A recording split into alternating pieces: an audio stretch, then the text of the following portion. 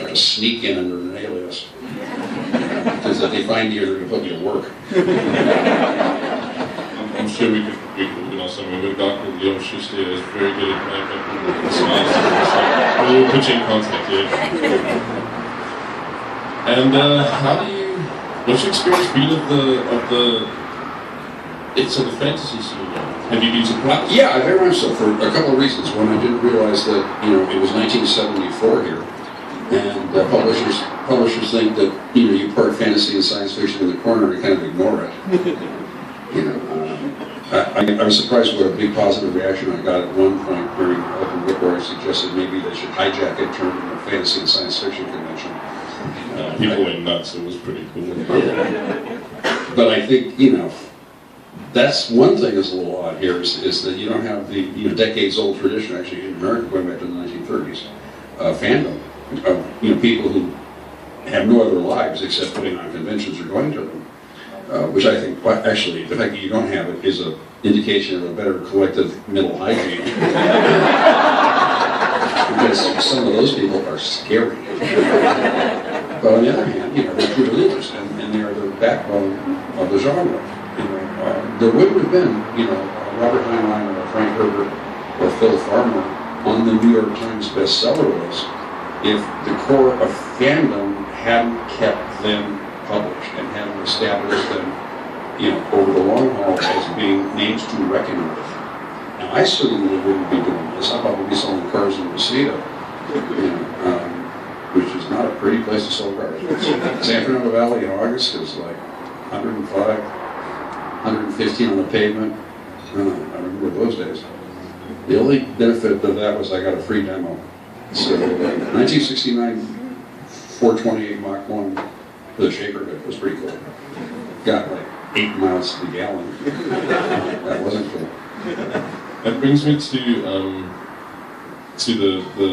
the absolutely awesome thing that you've been writing for so long, and you've got such a breadth of work, and you've worked with so many legends, and so many people who really champion science fiction, fantasy, even guys that who are writing the horror genre.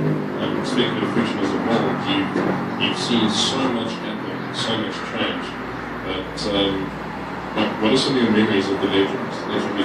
Well, the first person I ever met at a science fiction convention was in 1983, July. The magician had just been out of us 6 months, or 7 months. Do the math for it, 9 months. And I walked into a bar at the time it was the Red Lion Inn, and now I think it's a DoubleTree in San Jose, not too far from the airport. And it was a Western con. It was the regional, we have the international cons, world con, kind of floats around. Mostly in the United States, but like this last year was in Great Britain. And it's been in Australia once, and Canada once, and then they have big regional cons. And so, BosCon sort of takes up all of the Northeast and various southern things, but WesternCon floats around the Western United States. That's kind of a big deal. So I've been told, I got to go to cons, and I had really very little interest in convention, and I was never been a fan before I was a pro.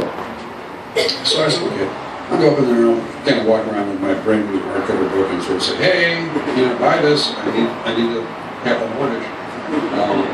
Actually, I didn't at the time I was running, but I met Terry Cobb, and he sat down and he said, hey, what did you look for? I said, look at it, and I'm like, wow, it's got a sewn binder. It was for Doubleday. At that time, it was like, okay, it's not Doubleday science fiction. I said, no, it's Doubleday trade. And he goes, okay. And then he says, that means they take you very seriously. Oh, okay. That was good to hear. But over the next few years, I started meeting people I had read. I remember walking into, I think it was I want to say it was Worldcon in Los Angeles, and which actually was in Anaheim that year. But I saw Hal Clement sitting, doing stuff in the green room ready to go on a panel. And I came over and I said, excuse me, Mr. Clements. I said, my name is Ray Feist. And I just want to say, the first science fiction book I ever read was Cycle of Fire. Okay. By the way,